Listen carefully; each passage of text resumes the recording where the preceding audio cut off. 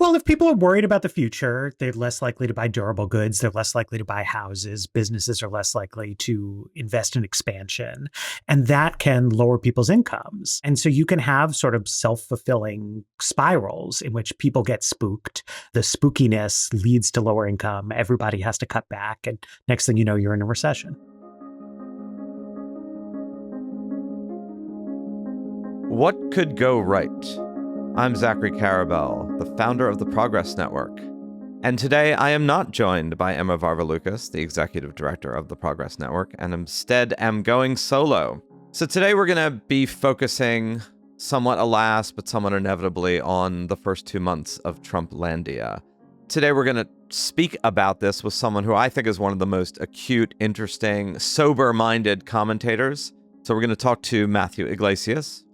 He writes the slow, boring newsletter on Substack, one of the most popular Substack letters, has several 100,000 followers. He helped co-found Vox in 2014 and co-hosts his own podcast called Bad Takes. So we're going to talk to Matt about what's going on in Trumplandia, but also a bit about the nature of media, the nature of writing, the nature of ideas in a cacophonous world. I think that, too, is something we ought to be thinking about. Like, literally, why are we at the Progress Network, why are we doing this? Why is Matt writing his column? Why do I write the Edgy Optimist? Why does Emma write the What Could Go Right newsletter? What is the utility of ideas in a loud society where nobody's really listening to the same thing and change seems to be happening irrespective of any ideas, or at least happening more quickly than any ideas? And so it's, I think, important to ask, what's the role of this? Obviously, we think it has an important role, but its role isn't always obvious. So with that, let's turn to my conversation with Matt. Matt Yglesias, it is a pleasure having you on. I've been a big fan of Slow Boring and your work for many years, as have several 100,000 other people. Maybe it's more than that in aggregate, not just No, the I number doubt of subscribers. it. Maybe But it's less. thank you. It's very exciting to be here. It's there's some people. And it's a very catchy title, too. Sure. A little confusing, but very catchy. So here we are. We're talking third week of March, end of the second week, whatever, in 2025. We're about 2 months into the L'Age de Trump Part 2, or Trumplandia, or whatever one wants to call it. Unfortunately, Trumplandia is doing what it always has done, at least what it did from 2017 or late 2016 to 2020, which is suck up all the attention and air. And I suppose for now there's some legitimacy to that. It's not slow, and it's not boring, and it's attracting. It's kinetic, and it's destructive, and it's maybe constructive. Who knows? My cohort, I think a lot of our listeners, just given what the demographics are and what we know, are in various stages of, if not apoplexy, then deep and profound and perhaps legitimate concern about the future of the republic, the nature of democracy, the sustainability of the American system. We read talks constantly of constitutional crisis, whether we're there, whether we passed it, what do we do? What do you make of all this? Are things as bad as many people seem to now think? I mean, this is a podcast called What Could Go Right, but it's worth at least considering that this may be one of those times where stuff is actually going wrong. I think it's a little bit hard to express clearly the right attitude to have to this kind of thing. If you have somebody take office and take actions, right? So I think the actions that Donald Trump took at the end of his first term that led to the kind of January 6th riots, and then coming into office, pardoning those people, installing one of their lawyers as the U.S. attorney for the District of Columbia. And then that U.S. attorney starts sending threatening letters to members of Congress about their speech, so on and so forth. That's bad. It will probably be okay. I think it is not, I wouldn't bet on the collapse of the American Republic or something. But going from a situation in which you could be like, I am 99.99% sure that it's all going to be fine, to I'm 95% sure that it's going to be fine, like that is very bad. So people are correct, I think, to view some of this stuff as genuinely alarming, genuinely very bad. At the same time, I think there's a tendency, particularly when there are actual bad things in the mix to kind of exaggerate, right? To overstate the probabilities of there and to, understate, per the title of your show, the possibility that things will go right. So I think it's irresponsible to sort of exacerbate long tail risks. And I think it's in keeping with Trump's character as a businessman. He infamously went through multiple bankruptcies over the course of his career, and he came out okay for them. That's the sort of the purpose of the bankruptcy code, right? It limits your downside.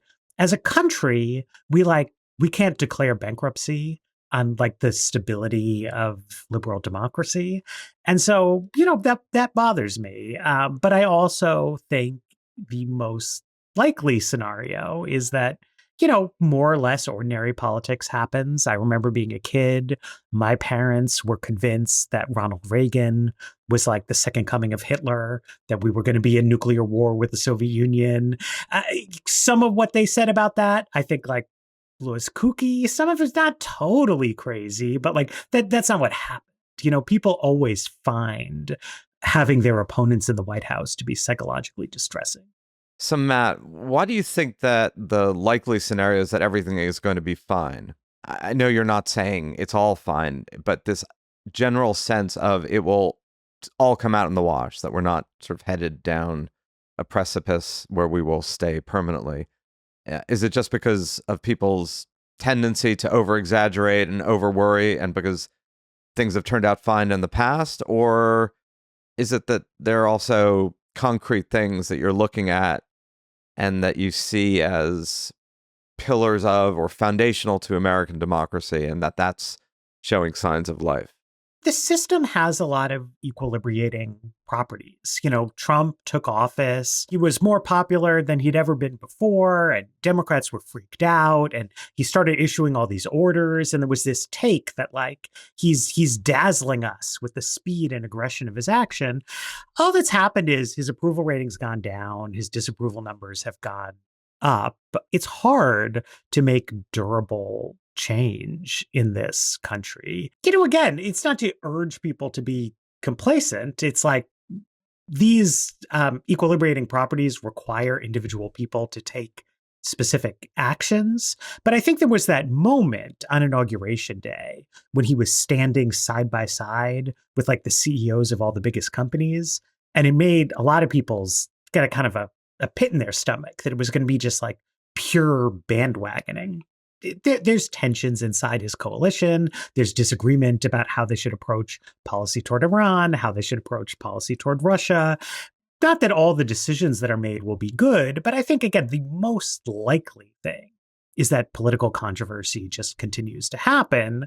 What we should worry about is like what harms get done along the way. And also, if any, like what opportunities exist. I try as a mental discipline to like make sure in any given week that I clock that, he's doing some things that I agree with, that like even a president you don't like is like, well, he's making 70% of the calls bad, 80%. Nobody's 100% wrong, I think. I hope we'll never get to that president. In many ways, it's breaking apart with even more intensity and more alacrity what we began to see in 2017 to 2020, and in many ways was halted by COVID and halted by the grown-ups in the room, as they were somewhat pejoratively called, around Trump.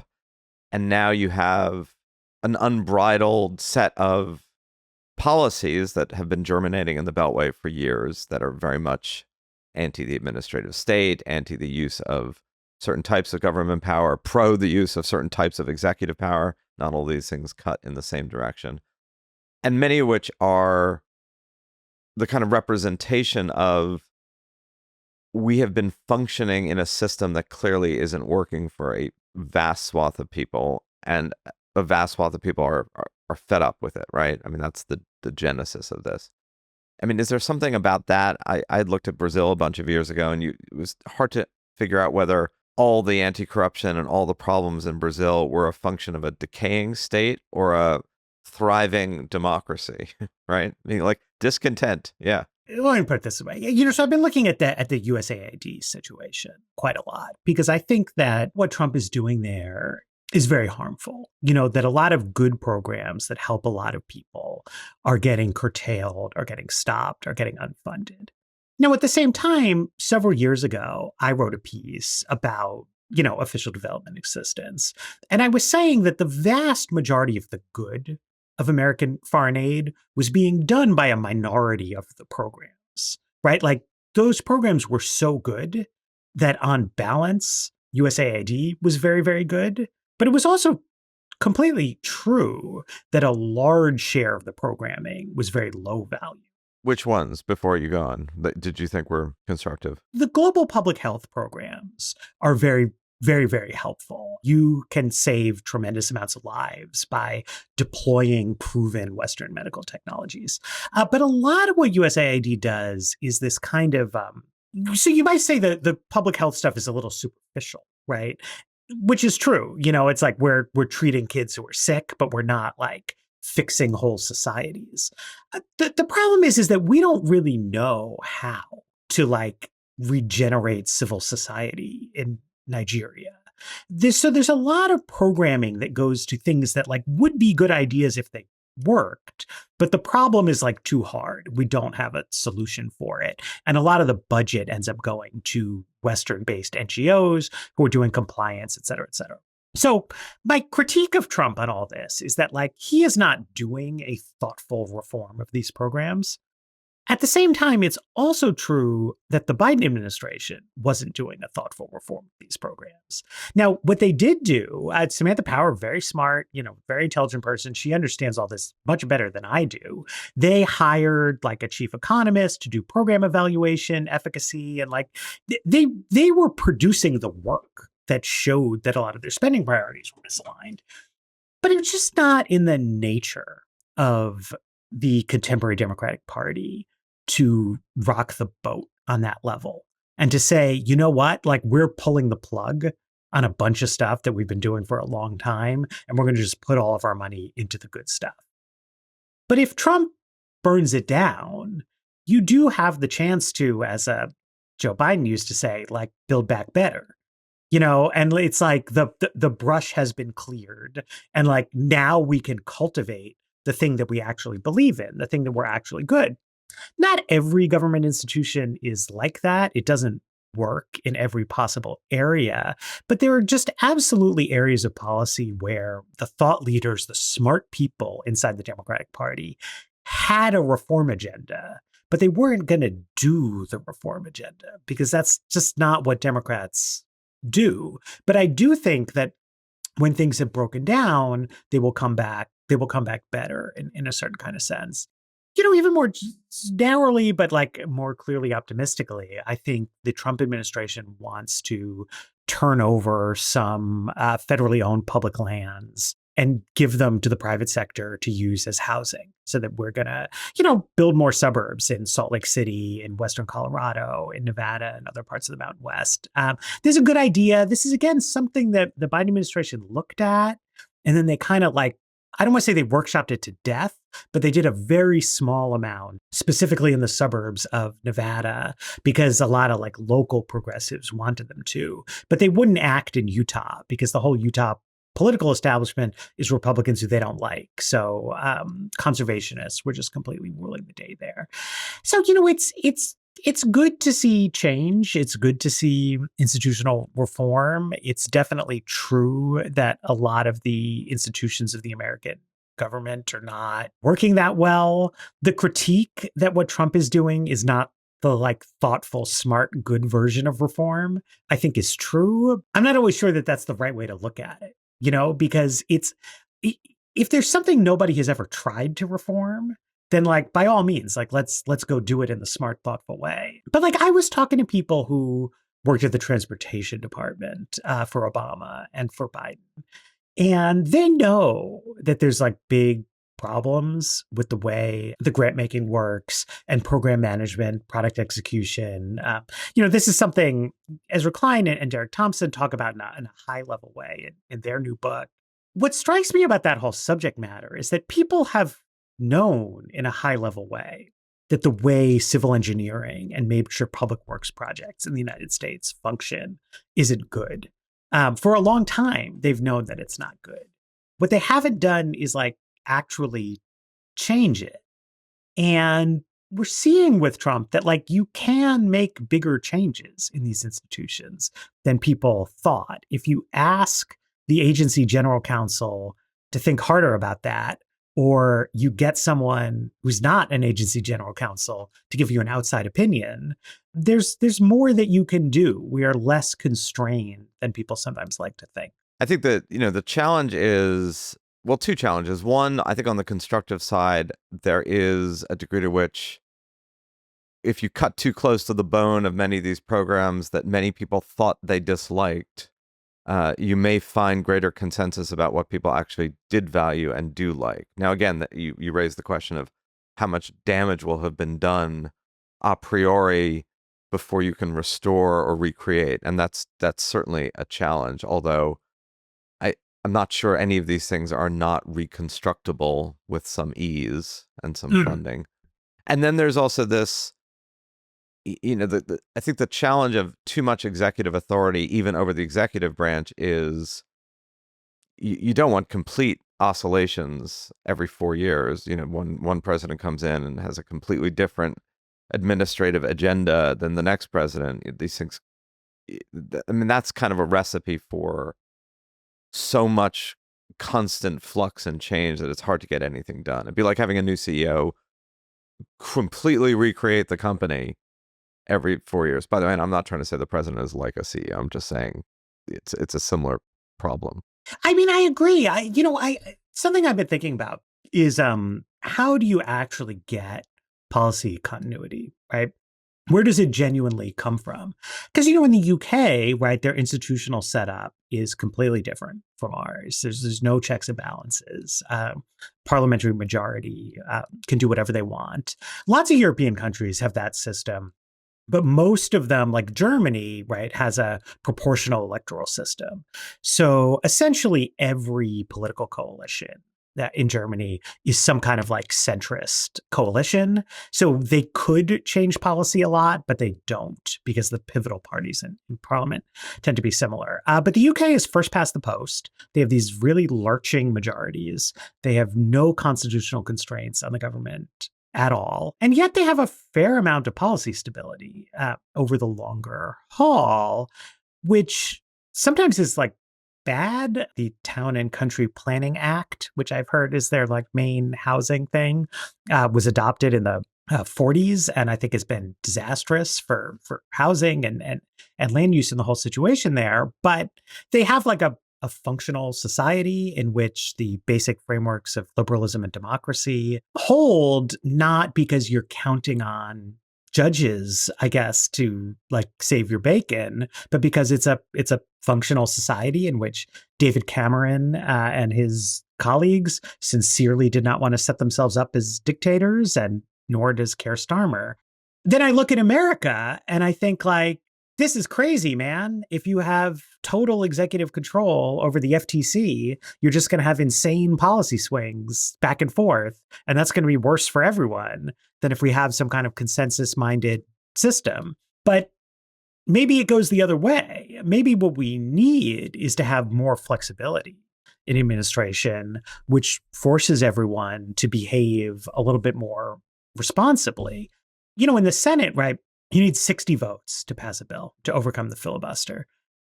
So one thing that happens with that is a lot of members of Congress will sign up for stuff that, their base wants, but that they kind of privately acknowledge is maybe not that good of an idea.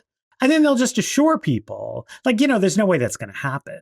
That's filibusterable. I'm just kind of signing on to give them what they want.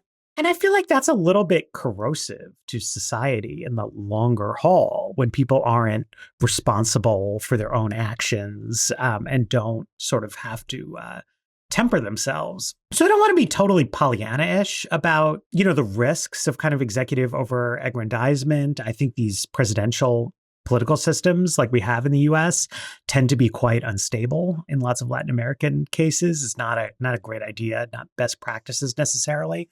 But at the same time, the old way of counting on veto points to sort of safeguard things, I feel like has helped like drive everybody crazy in a way that's not that productive. within all this, what exactly is the Democratic Party supposed to be doing? There's a lot of internal debate now. There's the Jim Carville, they should just play possum, wait for Trump to wait for these various things to create enough chaos and blowback, and then you're there, kind of the rope-a-dope possum, whatever you're going to call it. Mm-hmm. Then there are other people saying you got to stand up. It can't just rely on the courts. Have to be some sort of credible, vocal, vehement oppositional force. And then, given that this debate is unresolved, the optic is the Democratic Party is frozen. Yeah, I think stepping back, right? So there's this question of like, tactically, how should Democrats address Trump? It's important, but I think in some ways like less important than people make it out to be. The big difference, if I look at the politics of my adult life, my career, is that in 2001, George W. Bush is newly inaugurated. Bill Clinton is still very popular. 2017, Donald Trump is newly inaugurated. Barack Obama is still very popular. So Democrats lost those elections. There's reasons that they lost them. There's reasons that their candidates fell short. But I think that you could reasonably say, as a baseline Democrat anywhere in the country, that like our party and its leadership, like we hold our heads high. And the question that we have now is, how do we respond to the new president? How do we re-up our tactics? How do we just like do better at the next election? That is not the situation now. Trump didn't win via some kind of fluke. Trump won because the incumbent Democratic Party president was very unpopular.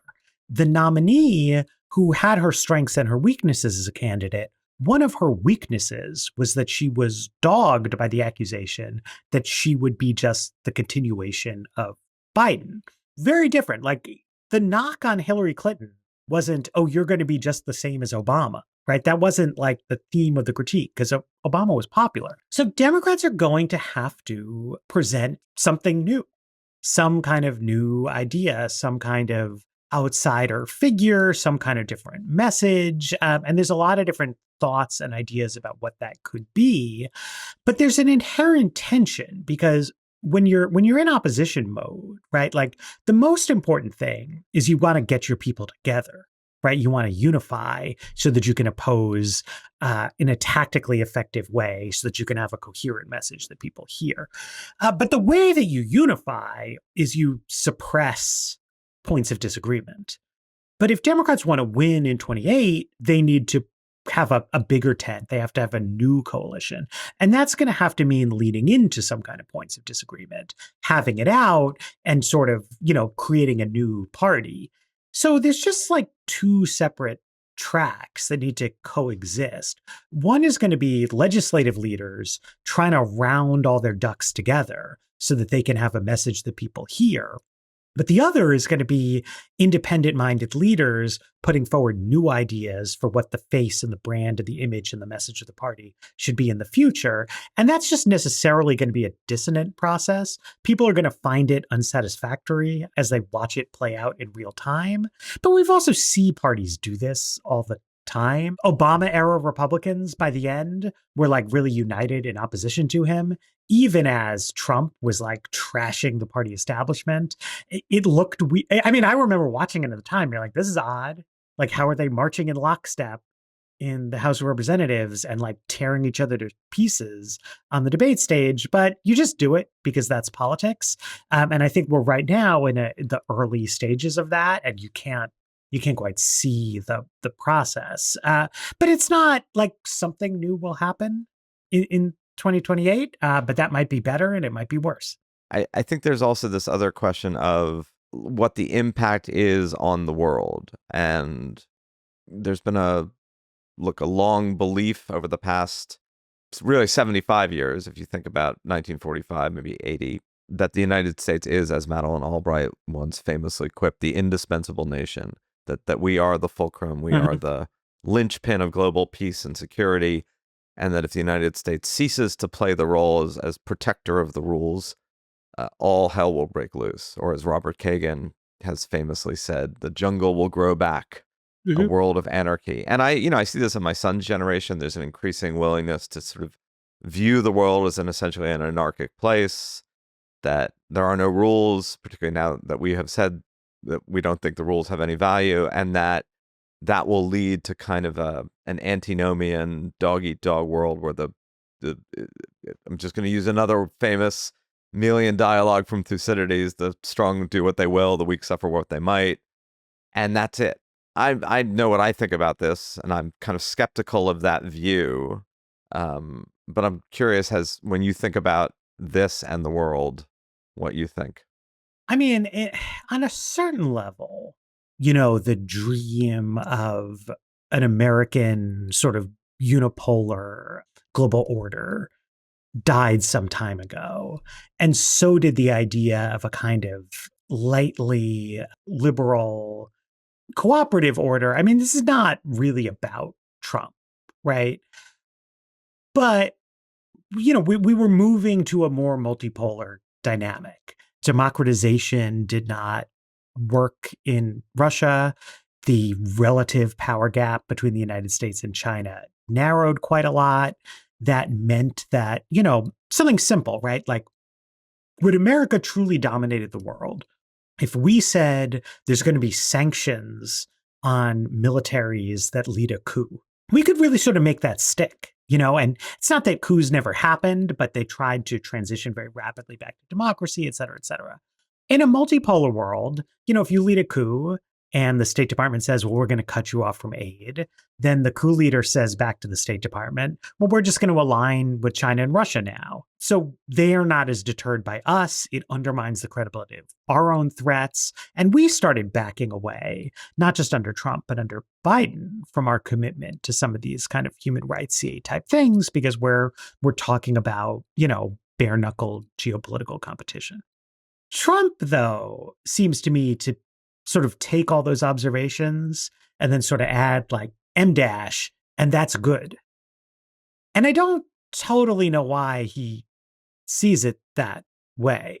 Like, I think it's true that we're in an increasingly competitive geopolitical environment, that is going to have some anarchic qualities that we need to face reality in a kind of a square way. We could also sort of regret that and try to avoid accelerating it or pouring fuel on the fire or doing things like, for example, picking a giant fight with Canada that's not really about anything.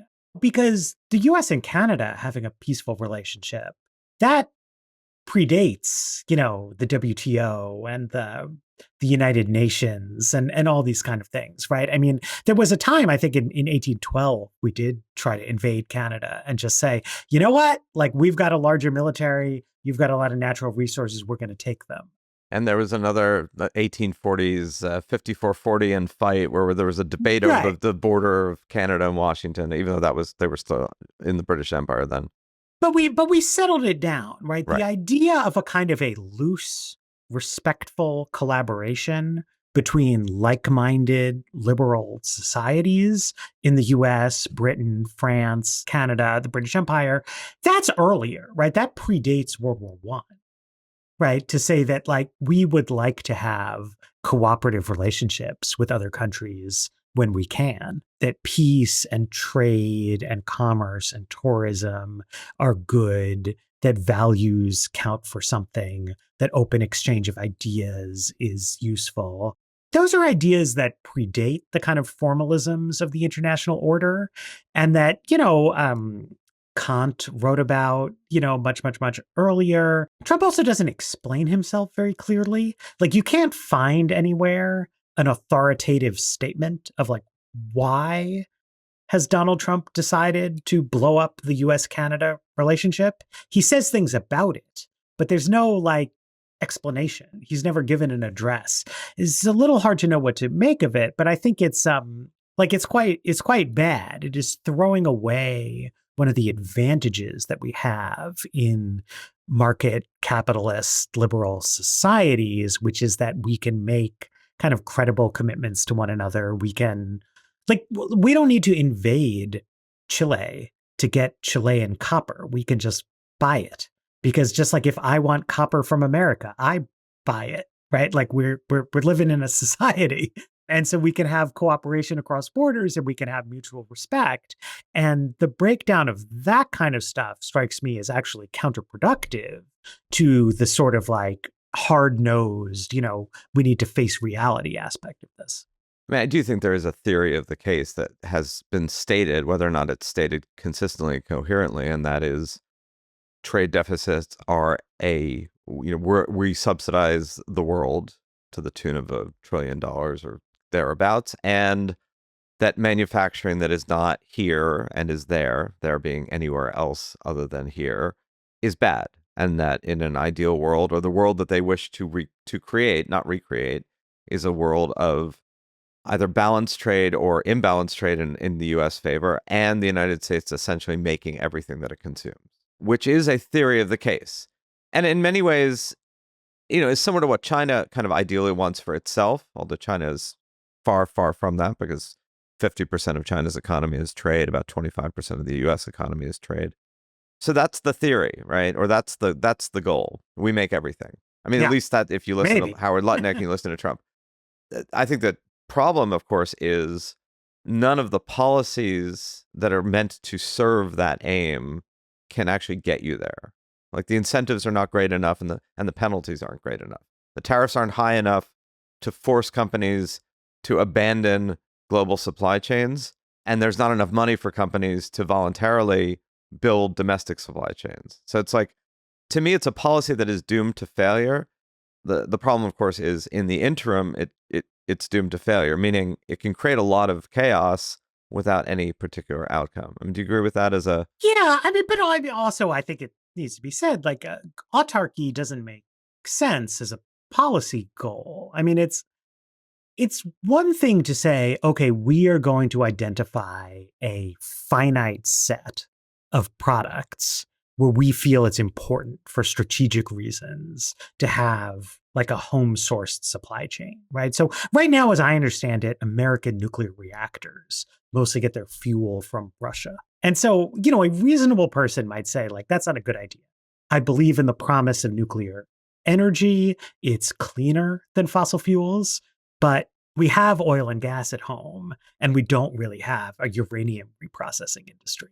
So we need to do things to create that, right? Which means mines, it means the reprocessing facilities, it maybe means the parts. I don't know how to build a nuclear reactor, so apologies if there's some errors there. But to say, okay, there's a specific set of things that like we want to ensure we are self-sufficient in. To say, well, we need that in everything simultaneously, the only countries that have ever been like that are just super duper poor. Like it's not how the world works. You import raw materials from poor countries because deploying huge amounts of labor and capital in raw material extraction is like a low use of people's time. You want to have in an advanced society a large share of people performing face-to-face human services for each other. Medical care is important, childcare, teaching children, even just nice to haves. I get my beard trimmed by professionals so that I can make the line look correct, because it's all fucked up when I do it myself in the mirror. And that means like, sure, like we're going to import some manufactured goods.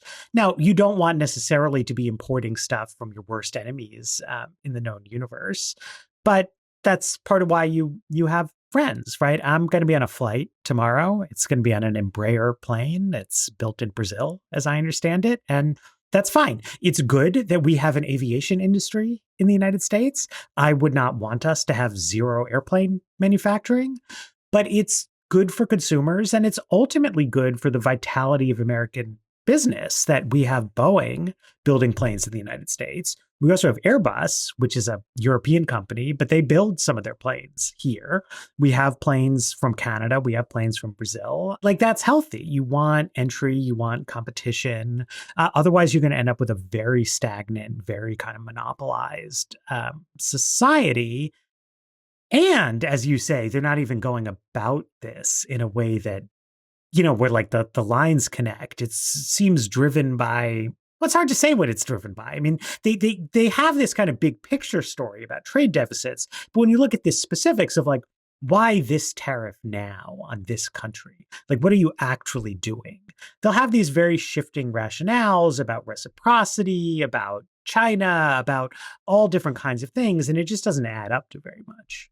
So let's turn briefly to more the question of like, what's the role of someone like you in this ecosystem today? You know, you write a column, you've got readers, you believe Yeah. in the power of ideas. I do the same thing. We do this podcast. I was going to You're a ask you, guest. what's your role? Right. So, I mean, it's an interesting question of in a cacophonous time where influence is ever more atomized. I mean, yes, the New York Times has 8 million subscribers, but some huge portion of that is Wordle and cooking and spelling bee. So what is the role of ideas in a really cacophonous ecosystem where even these legacy social media platforms they're not really atomizing per se, but in a weird way, their influence is also ever more unclear. Are we just talking to people who like us? Are we is this part of the mix of changing the climate? Is it just let's throw out some observations and hope some of them have an effect? It's an excellent question. I'm trying to make a living. That's one thing. I'm just a guy trying to make a living, man. Give me a break. I think part of what I'm doing, you're doing, hopefully we're all doing, is trying to impact the people of the future. There's always a lot of media ends up being preaching to the choir, and that's fine. I mean, I'm a business person as well as a writer, and it's like I love my longtime subscribers. There's nobody who I cherish more than the people who've been subscribing to my newsletter for 5 years. At the same time, those people probably, I am not changing their mind about anything at this point. They're like locked in. They're just kind of getting the hits. What I think has the most impact on the world is if, college students and people in their first jobs and politics and things like that are reading, right? If new people are introduced to these things, because, it's like, why is the choir there at all? Right? It's like trying to make the service entertaining. You're trying to get butts in the pews, right? Like the whole ecosystem probably gets its margin from a minority of the people who are there, who are genuinely open-minded, who are first forming their worldviews, who are first being introduced to ideas. But that's how a lot of change ends up happening. We have cohort replacement across different kinds of institutions, and you want to see people who think slightly differently coming into different sorts of roles and doing things. And I've seen a lot of change over the past 10, 15, 20 years on topics that I've been involved in about housing and land use regulation, as the conventional wisdom has really pivoted thanks to, hard work and entrepreneurship from a lot of people, but also just thanks to, forceful repetition of ideas that when I was young and was pitching these stories to editors, they would just look at me funny. They'd be like, who cares about this? Like, is this even a subject we would run columns on? But by banging down the door and saying, look, like I write really fast, I could just give you 2 columns that you think are good ideas and then just run mine also. It becomes a legible subject that now everyone's like, oh yeah, housing. There's people who cover that as their beat, which just wasn't true 15 years ago. So hopefully change happens. It's true though, like the landscape gets ever more dissolved. There's TikTok controversies that I don't understand on any level. It's harder to know, where the big chains of influence are going to lie. And by the way, in those TikTok controversies, I mean, there's increasing numbers of people who don't even watch the TikTok or don't watch the Instagram reel. They read the comments about it. Like their entire experience of even that is meta, right? And look, I mean, I certainly wrestle with this question of, particularly in the world of Substack, which you're quite prominent in. It is definitely a case of narrowcasting versus broadcasting, right? So you have very high affinity for your ideas and your writing, but not the same kind of reach as the legacy platforms. I mean, not inconsiderable reach. If you write a op-ed for the Washington Post today, unless it's like featured on the homepage for a day and is totally on some sort of zeitgeisty daily thing, the amount of people who actually will read that versus read your Substack are probably not that different in terms of just sheer numbers, even though the Washington Post's overall audience is huge. The New York Times may be the one exception to that, but even then there's a lot of content that a lot of people don't read. But, it ends up being a narrowcasting world, not a broadcasting world. The magical thing is sometimes you notice that even with all that narrowcasting, that there are memes, there are trends, there are ideas that seem to percolate suddenly, right? The collective consciousness of the weird thing of the internet. So I don't know. This question of like what does it mean to have influence is increasingly unclear as well. Well, so because you're saying, right? So, I mean, attention is more fragmented, right? There's nothing, you're talking about newspapers, but I think the real contrast is broadcast television. It used to be that if a segment aired on CBS News, a very large share of the population was going to see that. And there's just nothing that's remotely comparable to that. Front page of the New York Times, like everything is a drop in the bucket compared to classic broadcast television news, especially because those broadcast news segments were short, right? Each network news only aired 22 minutes worth of content, and there were only 3 of them. So if you could break through that, it's like, man, like I made it. I mean, by the way, even today, ABC, CBS, and NBC, I think get about 7 million views. Yeah, they're still big each, right? I don't know anybody who watches any of those. Like, when was the last time you watched the nightly news? Oh my God. No, I mean, it's unthinkable. Right. And you can forget, yes. Local television news also has surprisingly large audience, even though it's fallen. On the other hand, you can have these attention attractors in a way that you didn't used to. It's stochastic, but people in our fragmented landscape like to talk about things that other people are talking about. So if something gets above a certain level of attention threshold, it like goes everywhere, right? And so suddenly it's like everyone is discussing it. Whereas in the past, NBC could just ignore what CBS was doing, right? If some idiosyncratic idea got into Dan Rather's head, it wasn't like everybody had to follow the leader. But things can happen now where I feel on my Substack, I'm like, or my Twitter feed or whatever, it's like, oh, everybody's talking about this. Like, I got to weigh in, like, what are we doing? What are we saying? The question I have is, do we get engagement with certain ideas that's too shallow? So, the week that we're recording this is the week that this big abundance book came out. I see super abundance on your shelf behind you. So yeah, I'm sure you're familiar with these ideas. So everybody's going to like give a take on abundance for like a 10 to 20 day period, maybe. But my question is like, will anything result from that? Right? Because all of these ideas, this is not a critique of the book, but it's like, it's very high level. And then you kind of like, you dig in and it's like, well, what would we need to do to like be more abundant? And, there's a lot of niggling details behind everything in life. And if everyone just kind of runs around and like, oh, we just like all agree, like back in March, that we're for abundance now? And, now it's April and we're on to the next thing. Black Lives Matter. I mean, not to be dismissive, but it struck me as having some of that kind of quality where there was this like explosion of attention to an idea of racial justice, an idea that like something had to be done, that the status quo wasn't satisfactory. And like a lot of people like said a lot of stuff and some like crazy things happened. And it felt like there were all these convulsions. And now we look back from 2025 and it's like, well, what actually, like what happened? Like what changed? Like what did we do here? And it feels like not that much, right? Even though there was an incredible amount of drama, because like examining social institutions and understanding complex problems is hard. And like retweeting and sort of denouncing and counter denouncing and posting squares and having yard signs and then kind of walking away from it embarrassed when it turned out that some of the ideas about policing didn't work that's not like a real social movement. That's not how change occurs with that kind of like low touch virality. Yeah, I mean, I've always thought, and at least I think I've tried to practice the view of it's way easier to write something than it is to do something. Now, yes, writing something is doing something. You are writing something that is published. But in the sense of anyone can write an op-ed, and I've done this, and I'm sure I've been guilty of charge, urging X to do Y. Companies should do this. Mhm. Government should do that.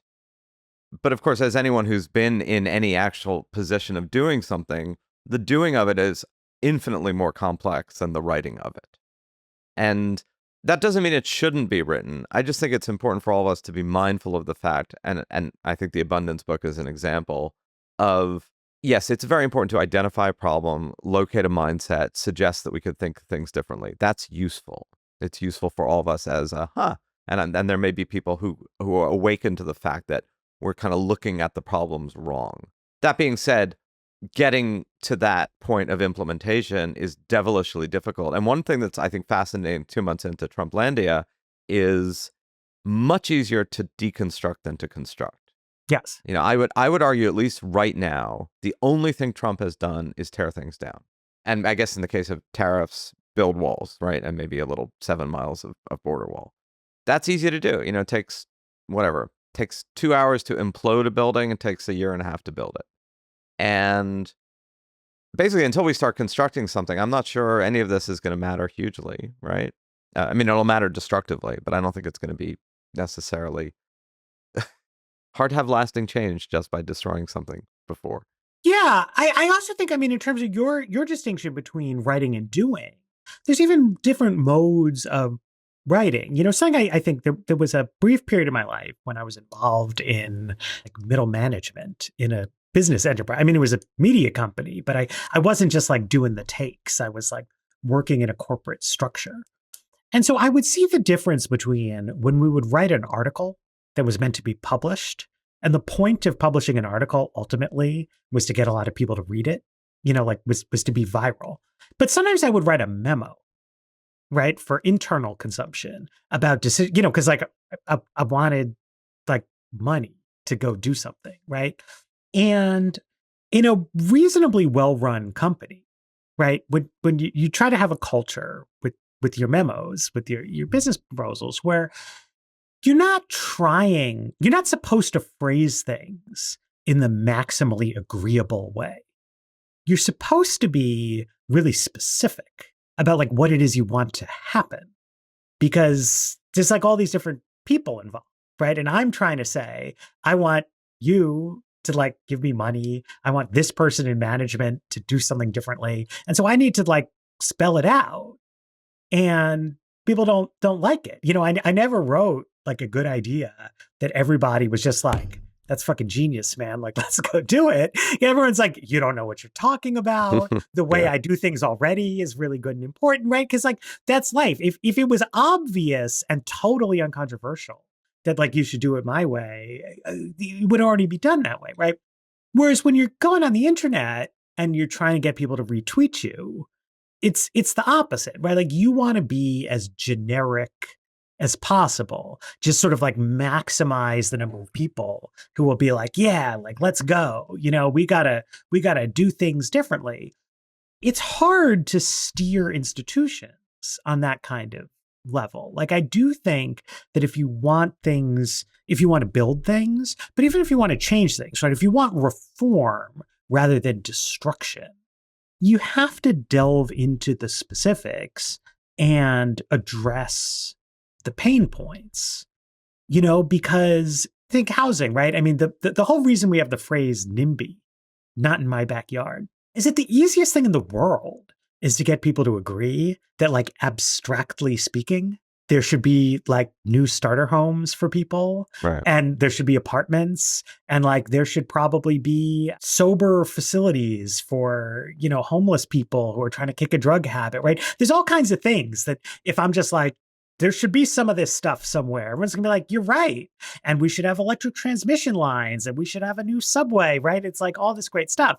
The reason that stuff doesn't happen is that people don't want it on their block necessarily. And so then you need to have a process through which we reconcile our like general view that like there should be homeless shelters so that people aren't sleeping in the park, with our specific view that the homeless shelter has to be somewhere and that nobody particularly wants that to be next to where they live. So, like, how are we going to do it? Right. And if I just want to get people to agree with me, I'll say, like, we need to do something about homelessness in the city.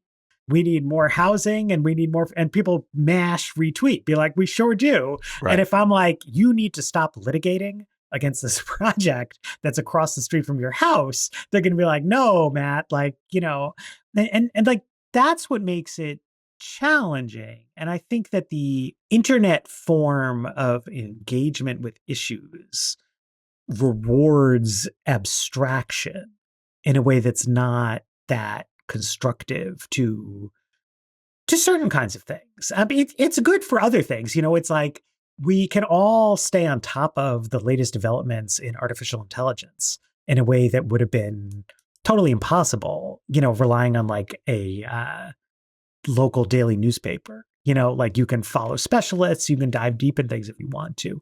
But I think with the thorny social problems, it's like it's not good to be as elevated and superficial and like here today, gone tomorrow as we tend to be.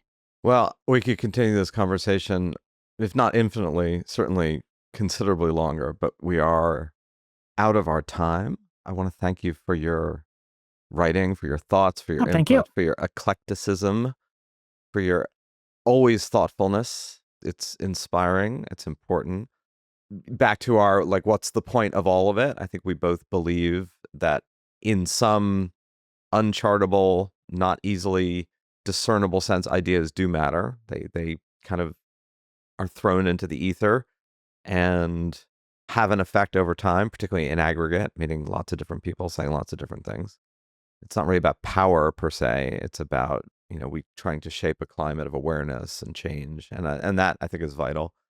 And look, you're really good at not ringing unnecessary alarm bells just because I know you said before you're also making a living, but you're not making a living by gratuitously saying and doing that which will gratuitously get attention, knee-jerk attention, which is usually outrage and usually hyperbole and usually shouting as loud as you can from whatever, as the tallest soapbox you can. And I'm trying. Thank you.